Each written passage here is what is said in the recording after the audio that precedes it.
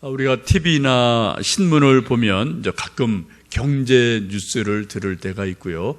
그런 중에 조금 이제 생소한 단어들, 이름들을 종종 들을 때가 있습니다. 혹시 여러분 파레토 법칙이라는 말을 들어보신 적이 혹 있으실 것 같습니다. 이 파레토라는 사람은 약 100년 전에 이탈리아에서 살던 경제학자인데, 이 사람이 자기 사업도 하고 여러 가지 경제 문제를 연구하다가 경제 문제 중에 이러한 흐름이 있네, 이러한 법칙이 있네, 하나의 법칙을 발견을 했습니다. 사람들이 그것을 되게 발견한 사람 이름을 붙여주잖아요. 별도 못 두고 발견하면 그 무슨 별 이렇게 사람 이름을 붙이는 것처럼, 후대 사람들이 이 사람이 발견한 이 경제의 원리 법칙을 후대 일컬어서 파레토 법칙이다라고 이름을 붙였습니다. 쉽게 말하면 여러분 아시는 것처럼 20대 80의 법칙이라는 것으로 알려져 있기도 합니다. 예를 들면 삼성, 현대 이런 큰 잘 나가는 회사 몇 개가 20%의 회사가 100% 중에 80% 정도의 매출을 올린다, 이런 식으로 이해를 하시면 좋겠습니다. 우리 남자들이 넥타이가 10개 있다면은 여러분 어떠신지 모르겠는데 대개 보면은 2개, 3개를 거의 써요. 80%는 2개, 3개 쓰고 나머지 80%는 1년에 한 번, 2번 쓸까 말까 그런 정도이거든요. 근데 버릴 수가 없어요. 또 언제 어떻게 쓸지 모르니까 이런 일이 있고요. 우리 여자분들도 옷이 10벌 있다면은 즐겨 입는 옷은 2벌, 3벌 정도에 불과합니다. 나머지 7, 8벌은 1년에 한 번, 2번 결혼식 갈 때, 어디 갈 때 입는 거지, 평상시 입는 것은 이렇게 적다는 거죠. 우리 오늘 일부에 특별히 우리 꼬마 친구들 많이 왔는데요. 친구들이 10명 있으면은 10명 친구 가운데 2명만 거의 친해요. 그리고 나머지 8명은 그냥 가끔 한마디, 2마디 할 정도로 그냥 친구예요. 10명 중에 한 2명, 3명만 진짜 친한 친구. 이런 일들이 이제 우리 사람 관계 속에도 있을 수가 있습니다. 이런 것을 이제 파레토 법칙이다라고 이제 사람들이 이름을 붙여 주었어요. 근데 이것이 심해지면은 경제적으로 일어나는 현상이 소위 부익부 빈익빈 현상이 일어납니다. 20%가 점점점 더 많은 것을 가져가서 나중에는 20%가 아니라 10%, 5% 이 사람이 전체 부의 80%, 90%를 갖는 이러한 현상이 지금 우리 사회 중에도 세계 중에도 일어나고 있음을 우리가 보게 돼서 이제 빈익빈, 부익부 이런 양극화 현상이 점점점 일어나는 그러한 세상인 것을 알고, 또 이제 우리 사람들 또 정부에서 같이 동반해서 같이 균형 있게 크자, 이런 고민들이 많이 있는 것도 우리가 볼 수가 있습니다.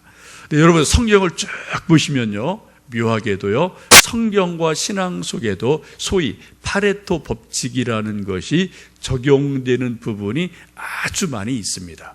신앙적으로, 영적으로도 그렇다는 거예요. 믿음이 있는 사람은 점점 믿음이 더 뜨거워지고 커져요. 근데 어느 순간에 믿음이 딱 한번 꺾이고 식어지면은 점점 믿음이 식어집니다. 기도하는 사람 점점점 더 기도합니다. 더 뜨겁게 기도합니다. 더 깊이 기도합니다. 근데 어느 순간 기도 안 하면 기도가 점점점 식어서 완전히 기도의 불씨가 완전히 꺼져버리고 말아요. 전도하는 사람 점점 전도합니다. 전도하는 순간 딱 안 하면 평생 전도 안 하는 일들이 발생할 수가 있습니다. 우리 신앙에도 그러한 일들이 적용되는 것을 볼 수가 있습니다.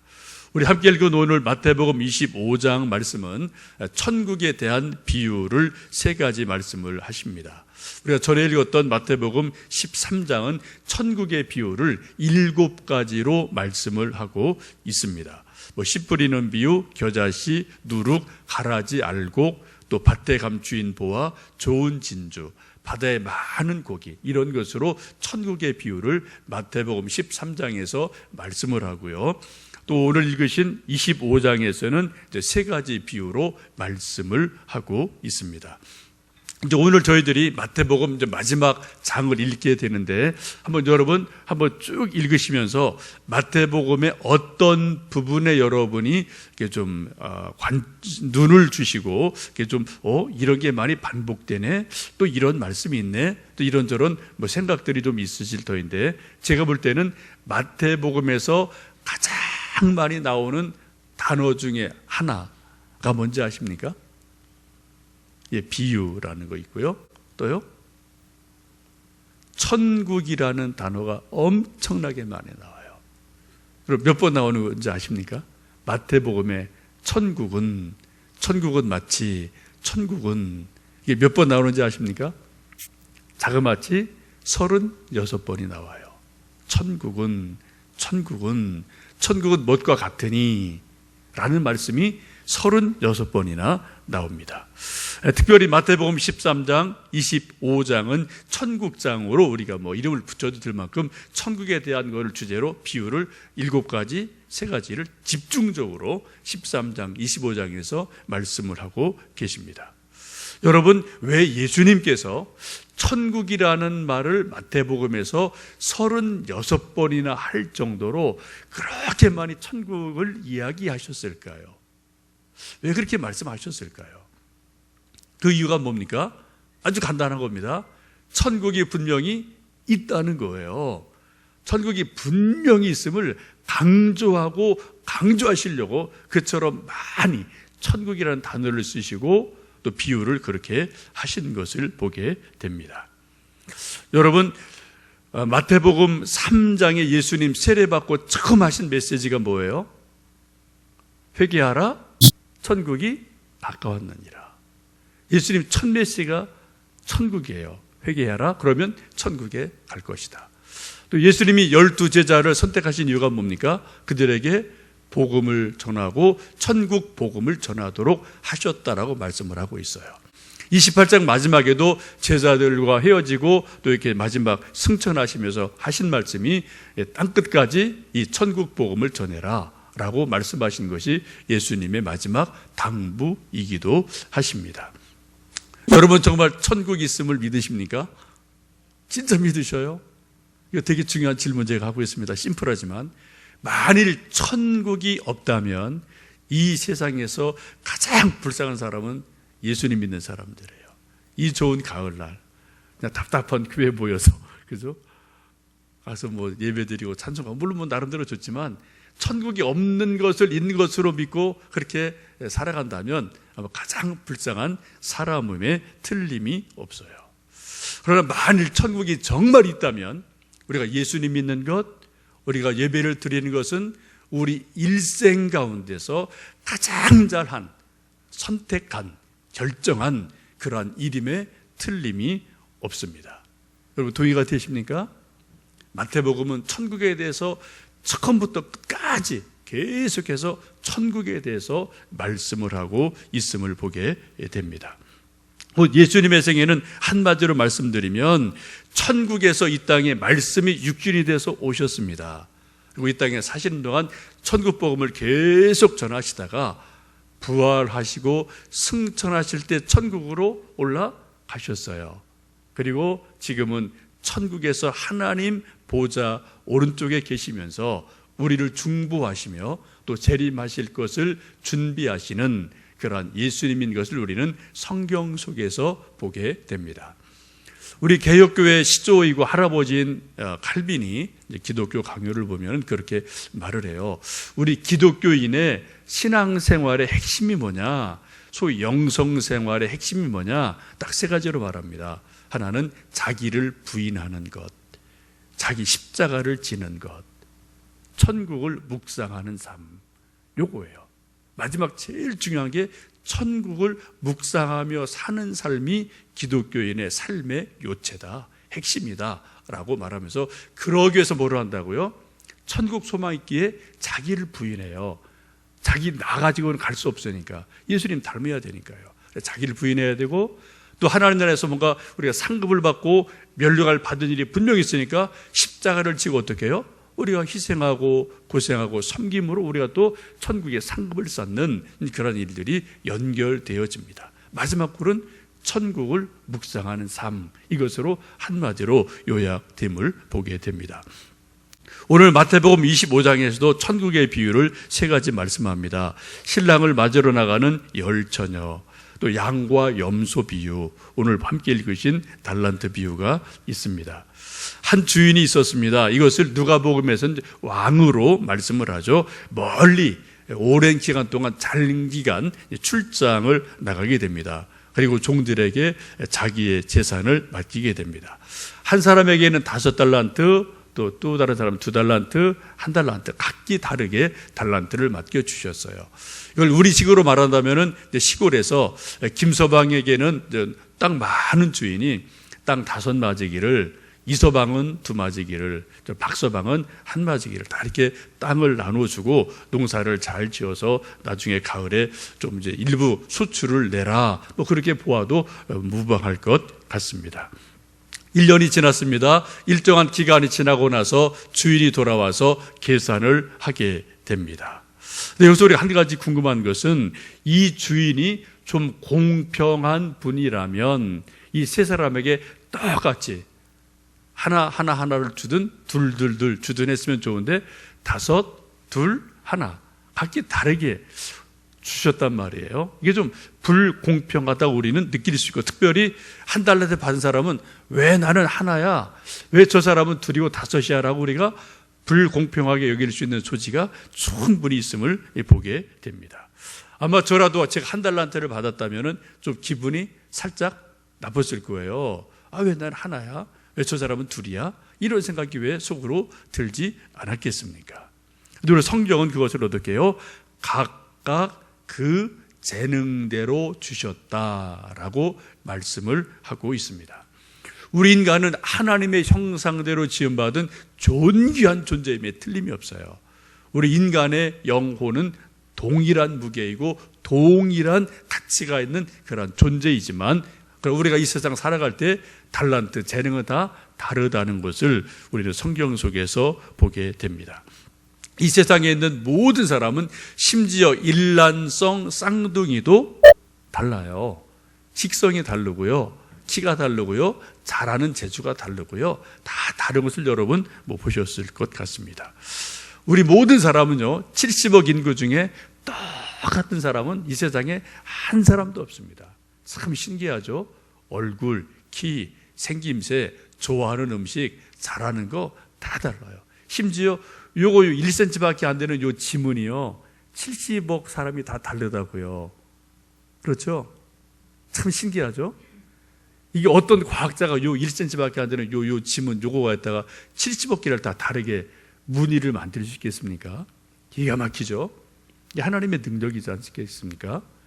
그래서 우리 이런 외적인 것뿐 아니라 우리 내면적인 것도 각자 다 각기 다른 그런 독특성을 가지도록 하나님은 만들어 주셨고, 각각 재능이 다르다라고 말씀을 하십니다.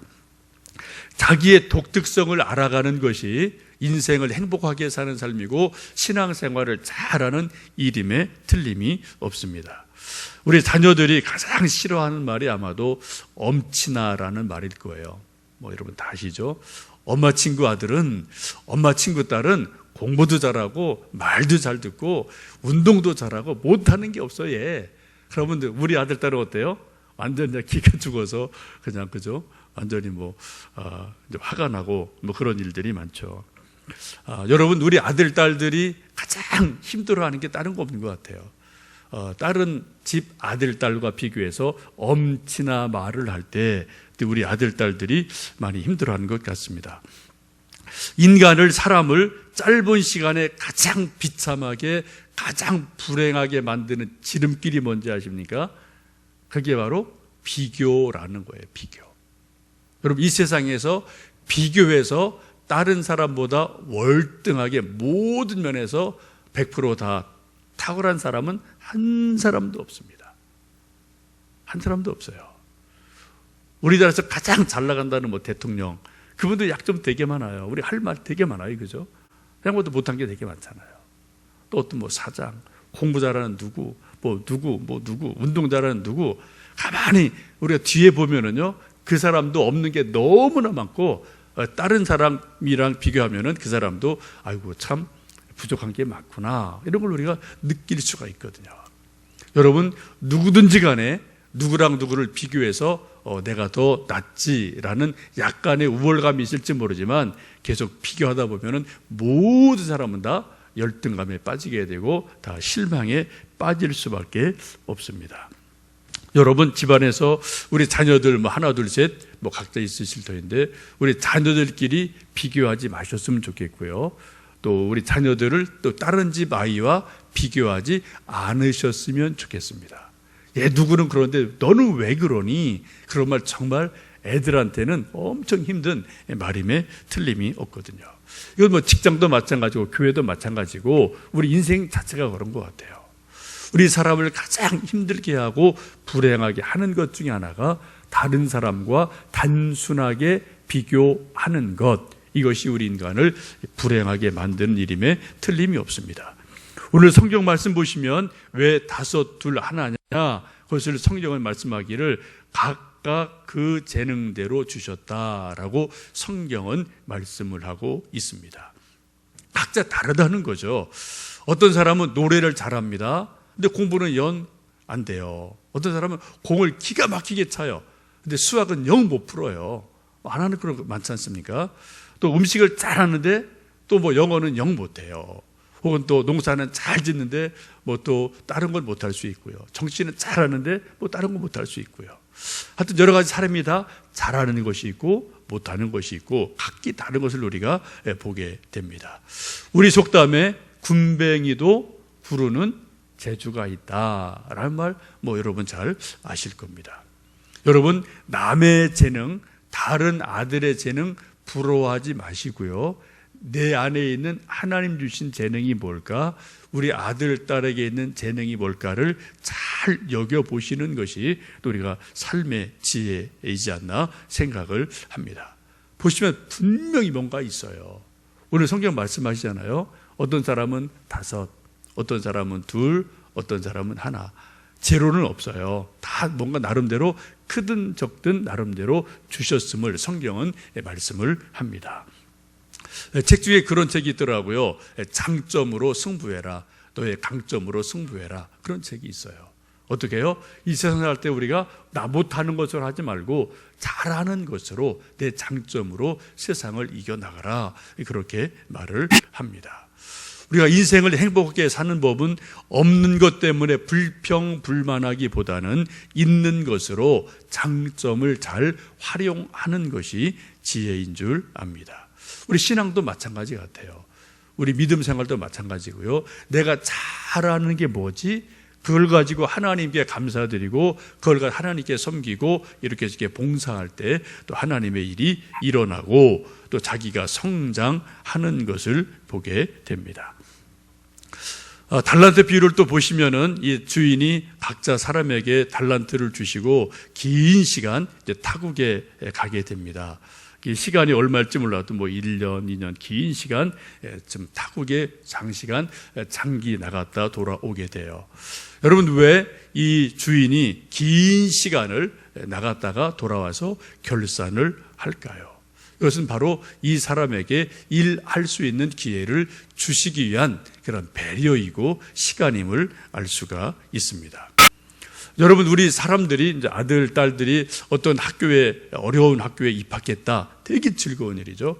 학교 입학하면 뭐 하려고 입학하는 거예요? 공부하려고 입학하는 거죠. 어떤 좋은 회사에 취직했다. 취직 왜 합니까? 거기서 땀 흘려 일하려고 취직하는 거죠.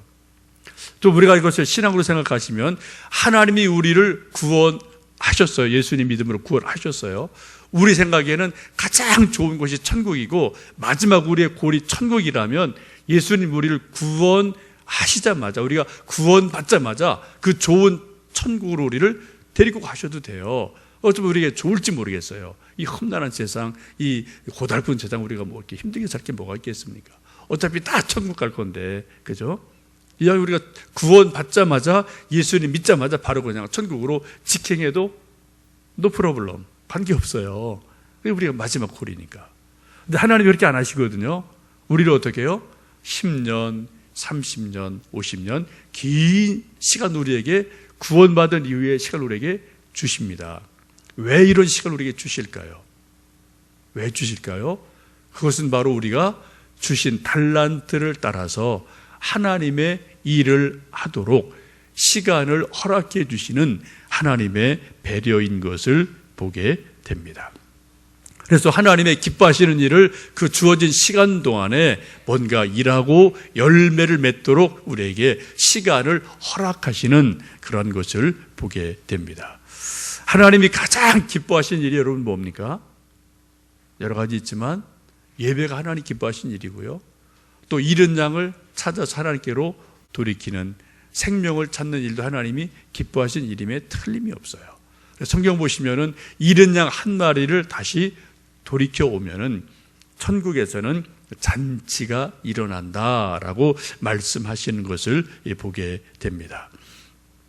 달란트 받은 사람들은 각자 열심히 일을 했습니다. 바로 달려가서 열심히 일해서 5달란트 받은 사람은 또 5달란트를 남겼어요. 그런데 2달란트 받은 사람도 2달란트를 남겼습니다. 그런데 1달란트 받은 사람은 조금 다르게 행동하는 것을 봅니다. 그래서 1달란트 받은 사람은 그대로 묻어두었다가 또 그대로 가지고 오는 것을 보게 됩니다. 거기에 24절, 25절에 이렇게 말씀하죠. 우리 한번 24절, 25절 말씀을 읽어 보십니다.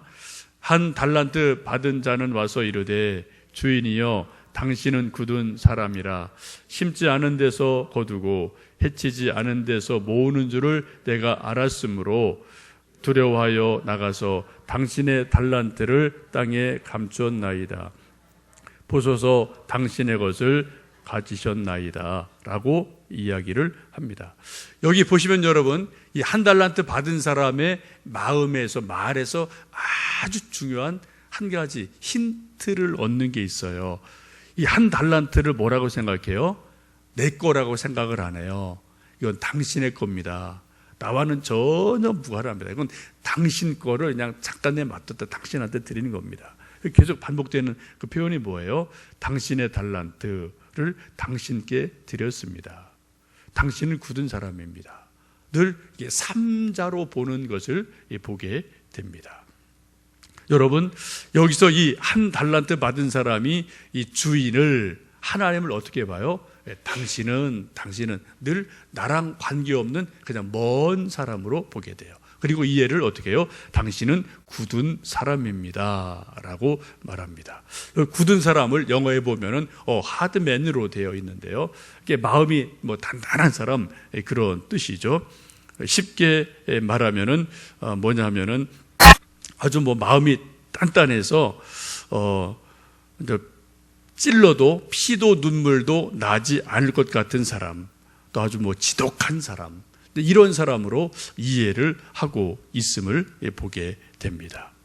그래서 주인의 것이니까 내가 굳이 열심히 일할 필요가 없다라는 생각이 들어서 그냥 그대로 묻어두었다가 다시 가져오는 그러한 것을 보게 됩니다. 이것을 보고 예수님 그 1달란트 받은 사람을 악하고 게으른 종이라고 책망하시면서 그것을 빼앗아서 누구에게요? 10달란트 받은 사람에게 다시 주게 됩니다. 참 이상하죠? 우리 생각에는 10달란트 있는 사람에게서 한 서너 개 좀 다오해서 1달란트 받은 사람에게 주는 게 정상일 텐데 예수님 반대로 가셨어요. 1달란트 있는 것 가져와라. 뺏어서 오히려 10달란트 있는 사람에게 주셨습니다. 신앙에도 부익부, 빈익빈 현상이 일어날 수 있음을 여러분 우리가 잘 보게 됩니다. 여러분 우리 믿음도 분명히 이런 현상이 있어요. 여러분 기도하는 사람은 더 기도합니다. 더 깊이 기도합니다. 또 섬기는 사람은 더 섬겨요. 성경 읽는 사람은 더 읽고 더 깊이 읽고 또 많이 읽어요. 근데 안 읽는 사람은 아예 안 읽어요. 그래서 전도하는 사람은 더 전도합니다. 근데 전도 안 하는 사람은 아예 한평생 한 번도 전도 안 하는 일도 우리에게 얼마든지 있을 수가 있거든요. 여러분 우리에게 주신 것이 제로가 아니고 1달란트가 있음을 우리가 기억하셨으면 좋겠습니다. 여러분 우리가 이제 지금 신약 성경 읽기를 하고 있는데요, 한 주간 지나서 아이고 한 주간 늦었네라고 좀 여러분 혹시 시작 안 한 분들은 좀 좀 무거운 마음이 혹 있을지 모르겠는데 여러분 절대로 포기하지 마시고요, 오늘부터라도 다시 좀 열심히 하시면 좋겠습니다. 여러분 우리가 성경 읽을 때 솔직히 저도 다 몰라요. 대부분들은 그냥 글씨 읽고 있습니다. 제가 어떻게 성경을 다 읽겠습니까? 중요한 건 여러분, 우리가 매일매일 성경 읽을 때 성경이 다 이해된다, 다 믿어진다, 그러기는 솔직히 쉽지 않아요. 근데 어떻게 해요? 우리가 일주일에 한번 쭉 성경 읽다 그 중에 한 구절, 한 말씀, 이것이 내 마음에 하나님의 말씀으로 딱 다가오면 그건 여러분 엄청난 일이에요. 그래서 사람이 변화되는 거 많은 말 때문에 변화되는 거 아닙니다. 사람이 은혜 받는 것 많은 것 때문에 은혜 받는 거 아니에요. 딱 한 가지 때문에 은혜 받을 때가 있습니다. 한 가지 때문에 구원 받습니다. 사람 변하는 거 딱 한마디 때문에 사람 변해요. 여러분 잔소리 많이 한다고 변하나요? No, 안 해요. 어느 순간 언제 어디서 어떤 한마디가 딱 그의 가슴을 때리면 그 한마디 때문에 사람 인생이 바뀌어져요. 우리 믿음도 마찬가지입니다. 그래서 성경 읽는 것은 그 한 말씀을 듣기 위해서 우리가 계속해서 성경을 읽고 또 우리가 집중하는 것임을 기억하시면 좋겠습니다. 여러분이 한 달란트 받은 사람이 둘, 다섯이 없다고 아마도 비교하며 불평, 불만했을지 모르겠습니다. 그러나 그에게 주신 한 달란트가 있었음을 이 사람은 잊어버리는 존재임을 우리가 보게 돼요. 그리고 그것은 당신 겁니다. 당신 겁니다. 내 거라고 여기질 않는 그런 불신앙이 그에게 있음을 보게 됩니다. 여러분 신앙생활을 하면서 가장 무서운 것이 뭐냐? 비교의식 같고요. 또 나는 섭섭한 마음이 드는 거예요. 저 사람은 왜 다섯이고 둘인데 나는 하나지? 왜 저쪽은 이렇게 잘 되는데 왜 우리는 이렇게 하나밖에 안 되지? 라고 계속 비교하다 보면 우리 속에 하나님을 사랑하는 마음보다는 점점 하나님에 대한 섭섭함이 들어오게 되고 그러면 우리 믿음의 본질에서 크게 벗어나는 이러한 일들이 일어나게 됩니다. 사실은 한 달란트가 작은 게 아니거든요. 오늘 성경 보시면 뭐라고요? 금 한 달란트에 금 한 달란트. 한 달란트는 이제 좀 쉽게 말씀드리면 1만 데나리온이고요. 이 데나리온은 하루의 품삯입니다. 쉽게 말씀드리면은 만 일 동안 일한 가치의 돈을 주신 거고요. 이걸 따지면은 약 30년 연봉이 되는 엄청난 걸 주신 거예요. 그런데 이 사람이 하나라고 작게 여겨서 다섯들에 비해 작게 여겨서 자기 거를 포기해버리고 묻어버리는 그러한 어리석음을 보게 됩니다. 여러분 우리가 늘 혼란스러운 것은 왜 내가 이렇게 적지? 왜 내가 이렇게 약하지? 왜 내가 이렇게 조금밖에 없지? 왜 이렇게 무능하지? 어떤 그런 고민이 우리에게 있을 수가 있거든요. 그것은 바로 비교의식 때문에 스스로 포기하거나 주저앉는 때가 참으로 많은 것 같습니다. 여러분 오늘 말씀에서 우리 모두에게 하나님이 금 한 달란트를 최소한 주셨다. 이걸 좀 기억하셨으면 좋겠고요. 그 주신 그것을 무엇인지 곰곰이 생각해 보시고 또 그것으로 하나님을 섬기고 내 자신의 인생을 복되게 만들어가는 내 자신 또 우리 자녀들을 그런 눈으로 바라봐 주시는 그런 믿음의 눈들이 우리 모두에게 있기를 간절히 축원합니다. 기도하겠습니다.